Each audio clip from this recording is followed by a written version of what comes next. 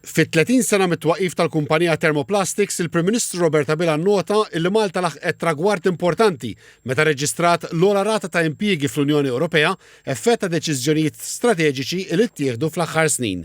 Żied jgħid li l-manifattura baqgħet toħloq impjiegi, baqgħet kompetittiva u mistenni li tkompli tolli l-livell tal-kwalità. Huwa taġġieħ lil dawk kollha li jaħdmu bla qiegħda biex jiġġeneraw suċċess f'settur tant importanti għall-ekonomija Maltija.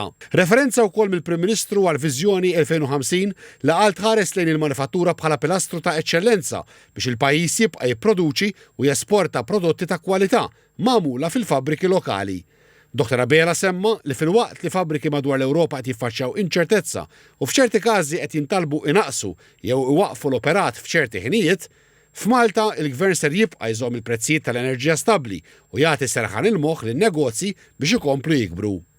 Il-Ministru għall-Ekonomija Silvio Xkembri qal l-investimenti li għamlet Thermoplastics f'teknoloġija avvanzati bħall-awtomatizzazzjoni u 3D printing huwa eżatt il-mudell ta' negozju meħtieġ fil-pajjiż u li jimxi id fit mal-Viżjoni Malta 2050. Il-kumpanija Thermoplastics timpjega aktar minn 250 persuna f'Malta u t-Tunezija.